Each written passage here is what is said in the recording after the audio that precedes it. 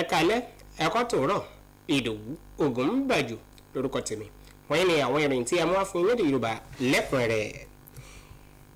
àwọn àtúnṣe àfojúsùn nínú ilé-iṣẹ́ agbára tí ìṣèjọba ààrẹ Bọ́lá Ahmed Tinubu wọ́n ti mú ọ̀rọ̀ Nàìjíríà ní ìkànpá gẹ́gẹ́ bí ilé agbára àgbáyé tí ó ṣí sílẹ̀ fún okòwò.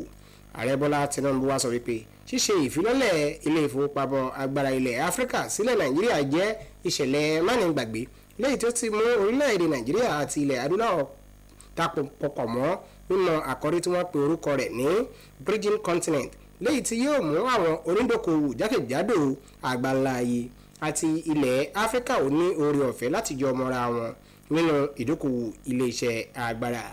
Akọ̀ròyìn wa Lydia Samson ni ó jábọ̀ ìròyìn. Gbogbo ìgbòkègbodò láti sàmì 100 ọjọ́ nínú ọ́fíìsì ipò alága ìjọba ìbílẹ̀ Òdògbòlù dókítà Túndé Díyà ti bẹ̀rẹ̀ ní pẹrẹwu pẹ̀lú ìfilọ́lẹ̀ ìwòsàn Túndé pẹ̀lú àyẹ̀wò àwọn ènìyàn tó tó 500 fún onírúurú àwọn àrùn àti ìforúkọsílẹ̀ àwọn ènìyàn tó tó 100 káàkiri agbègbè ìjọba ìbílẹ̀ náà fún ètò ìṣègùn ìlera. Akọ̀ròyìn wa Anthony Ganduni náà pẹ̀lú wọn wà níbi ìfilọ́lẹ̀ ètò náà tó wáyé ní gbọ̀ngàn mọ́balùfọ̀n níjọba ìbílẹ̀ Òdògbòlù tó sì jábọ̀ ohun tó ṣẹlẹ̀ lọ́hùn. ẹ gbọ́ àtúpalẹ̀ ìròyìn náà síwájú sí i. nígbà tí ó ṣe ìfilọ́lẹ̀ ètò tí a pè orúkọ rẹ̀ ní ìwòsàn Túndé, alága ìjọba ìbílẹ̀ Òdògbòlù ìyẹn dókítà Túndé Díyà ṣàlàyé pé ìgbésẹ̀ yìí ni ó lọ ní ìbámu pẹ̀lú ìlérí tí ó ṣe nígbà ìpolongo ìdìbò láti jẹ́ kí ètò ìlera tó péye wà ní àrọ́wọ́tó àti owó tí kò ganilára fún àwọn ará ìjọba ìbílẹ̀ ọ̀hún.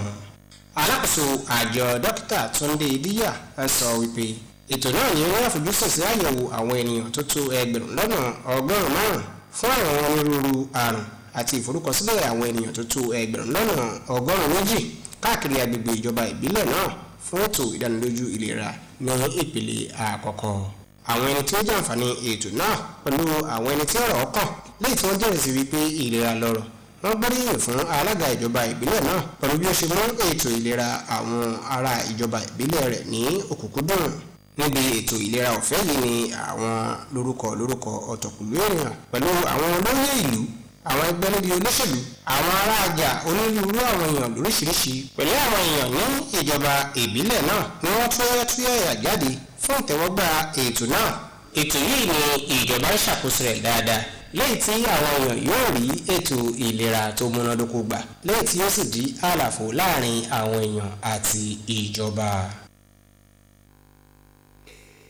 ìpolongo tí ó ń lọ lọ́wọ́lọ́wọ́ tí wọ́n fi lòdì sí ìtànkálẹ̀ àrùn kògbóògùn HIV àti AIDS ní orílẹ̀-èdè tí ń lágbára sí i pẹ̀lú ṣíṣe àgbékalẹ̀ agbègbè ìṣèlú àríwá ìwọ̀ oòrùn sínú ìpolongo tí wọ́n pe orúkọ rẹ̀ ní Free to Shine Triple Elimination. arábìnrin àkọ́kọ́ tí í ṣe aya ààrẹ orílẹ̀-èdè yìí Olúrẹ̀mí Tinubu ṣe ìfilọ́lẹ̀ ìpolongo ètò yìí nílùú Kaduna pẹ̀lú pípe àwọn ẹni tí ọ̀rọ̀ kàn láti ṣiṣẹ́ kanwọ́ fún ààbò ọjọ́ iwájú fún orílẹ̀-èdè nípa pípààrọ̀ ipò tí àrùn kògbóògùn HIV/AIDS ń ṣọṣọ́ rẹ̀ nílẹ̀ yìí. Akọ̀ròyìn wa Adéníyì Táíwò ni ó jábọ̀ ìròyìn náà. orílẹ̀-èdè Nàìjíríà ti ṣe ìlérí ìfọwọ́sowọ́pọ̀ fún ìlera àti ìmúwàláàyè àwọn ilé-iṣẹ́ ìbílẹ̀ tí wọ́n ṣe àpèjúwe wọn gẹ́gẹ́ bí ohun tí ó lè mú kí ọjọ́ iwájú ọrọ̀ ajé ní tẹ̀síwájú.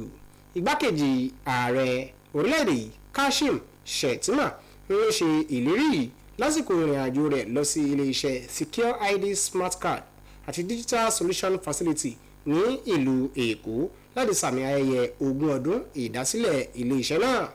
Akọ̀ròyìn wa Abdulrahman Jibrila ni ó jábọ̀ ìròyìn yìí.